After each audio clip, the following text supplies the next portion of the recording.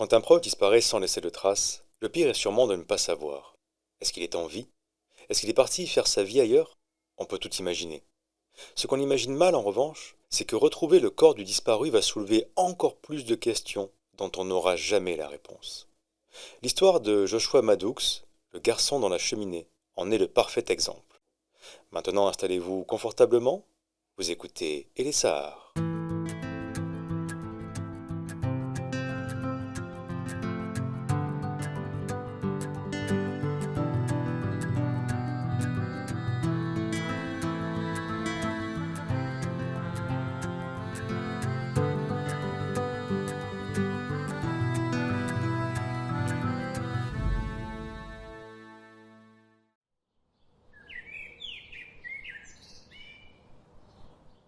Joshua Maddox, ou Josh, naît le 9 mars 1990 à Woodland Park, dans le Colorado.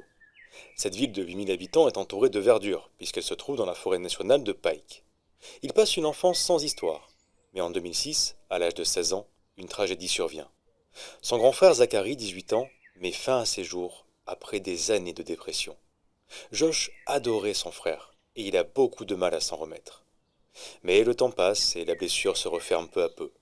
En 2008, Joshua a 18 ans, ses parents sont divorcés, et il vit avec son père Mike et ses deux sœurs, Kate et Russ.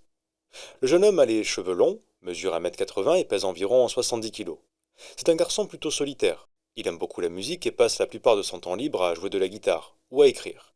Ça n'empêche pas d'avoir des amis au lycée. Les gens disent d'ailleurs que c'est un élève brillant et apprécié de tous. Le 8 mai 2008, Josh prévient sa sœur Kate qu'il part se promener dans la forêt. Ce n'est pas la première fois qu'il fait ça. Il adore la nature et fait souvent des randonnées en solitaire de plusieurs heures. Mais ce soir-là, Joshua ne rentre pas chez lui. Bon, il est peut-être chez un ami et comme il n'a pas de portable, il n'a pas pensé à prévenir. Le lendemain, toujours aucune nouvelle. Mike, le père de Josh, part à sa recherche. Il appelle ses amis, les voisins, les commerçants. Personne ne sait où il est. Le 13 mai 2008, Mike va voir la police et signale la disparition de son fils.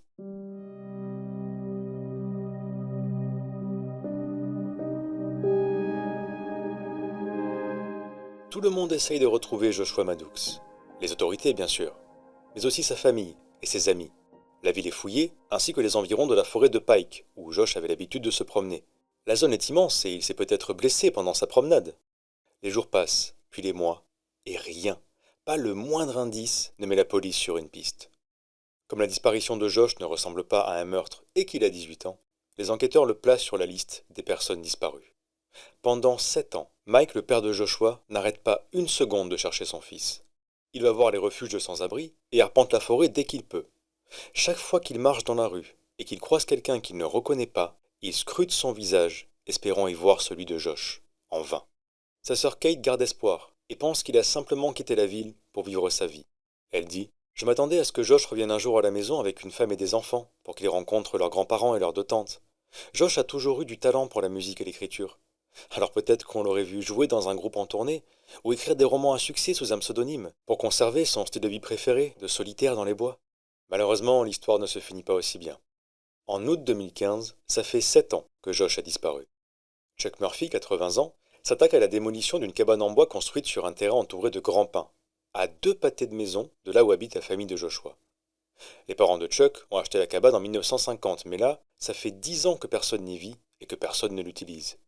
Quand il y est entré début août, Chuck a pu voir à quel point l'endroit était sale, humide, rempli de crottes d'animaux en tout genre, ce qui, forcément, dégageait une odeur pestilentielle.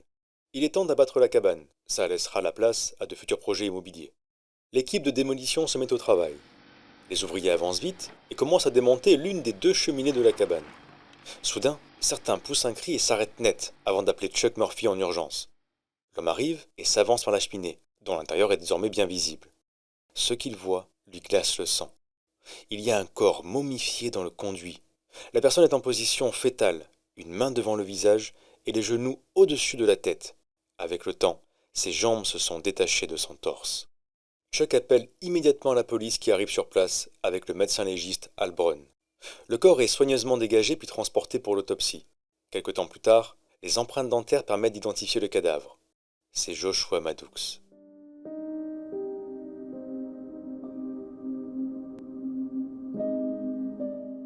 Sa famille est sous le choc. Elle s'attendait à tout, mais pas à découvrir que pendant tout ce temps, Josh était aussi près. Pendant les recherches, personne ne s'était vraiment intéressé à la cabane, et c'est normal, il n'y avait aucun signe de vie à l'intérieur et surtout, aucune raison de regarder dans la cheminée. Même Chuck Murphy, qui s'y est rendu quelques fois avant de commencer la démolition, dit n'avoir jamais rien remarqué d'anormal.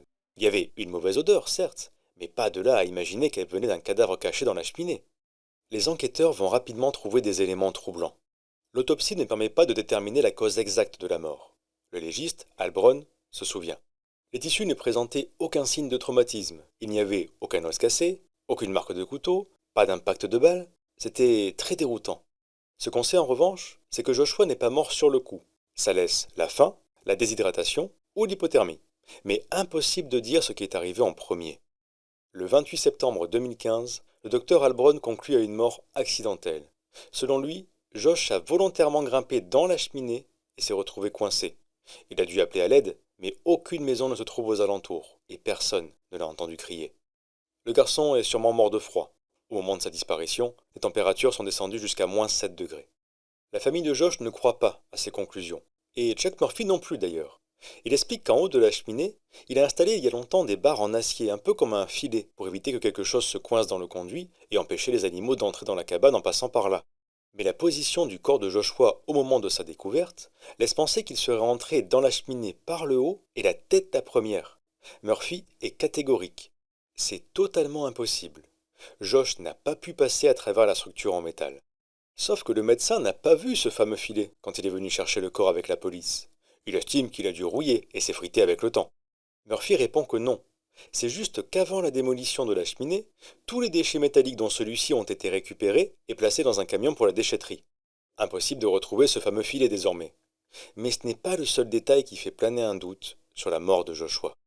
Dans la cabane, une grande planche en bois servant de bar a été arrachée du mur et placée devant la cheminée, comme si quelqu'un avait voulu en condamner l'accès. Enfin, il faut savoir que quand il a été retrouvé, Joshua portait un t-shirt thermique qui tient chaud, et c'est tout. Ses vêtements et ses sous-vêtements étaient pliés et posés près de la cheminée, ce qui veut dire qu'il était déjà rentré au moins une fois dans la cabane. Et dans ce cas, pourquoi passer par la cheminée?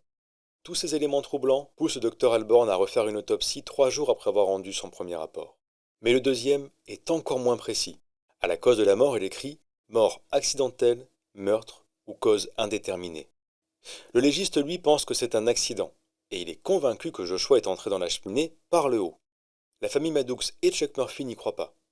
Joshua se serait entièrement déshabillé, ne gardant qu'un t-shirt, avant de grimper sur le toit de la cabane et d'entrer dans la cheminée la tête la première, malgré les câbles en métal et en sachant qu'il risquait de se retrouver coincé. Dit comme ça paraît absurde. Il s'est forcément passé quelque chose.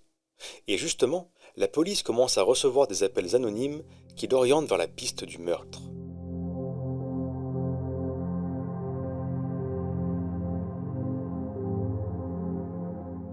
Plusieurs personnes, dont d'anciens camarades de classe de Joshua, racontent l'avoir vu à l'époque en compagnie d'un jeune de son lycée, un certain Andy Richard Newman. Après la disparition de Josh, Andy est allé au Nouveau-Mexique, où il aurait poignardé quelqu'un à mort. Une fois arrêté, il dit à la police qu'il a tué une femme dans une autre ville, puis qu'il a mis son corps dans un tonneau. Et en effet, les autorités le trouvent. Sauf qu'elles ont déjà un suspect dans cette affaire et estiment qu'Andy n'est pas le coupable. Vu son profil, l'homme aurait très bien pu tuer Joshua. D'ailleurs, des rumeurs disent qu'il se serait vanté d'avoir, je cite, mis Josh dans un trou, autrement dit, dans la cheminée. Est-ce que c'est physiquement possible? Le médecin légiste dit que oui, mais qu'il aurait fallu 2 personnes pour ça. Au final, cette piste ne donne rien. La police estime qu'il n'y a pas assez d'éléments pour relier Andy Newman à la disparition de Joshua Maddoux. Bien qu'il soit en prison, Andy n'est même pas interrogé là-dessus. Officiellement, Josh est mort d'un accident. Depuis la fin de l'enquête, la cabane a été rasée et sur la zone on trouve maintenant une 30aine de maisons. Chuck Murphy pense encore à Joshua Maddoux. Pour lui, ce qui lui est arrivé restera un mystère, et pour nous aussi. Une de ces histoires étranges qu'on se raconte parfois, l'histoire du garçon dans la cheminée.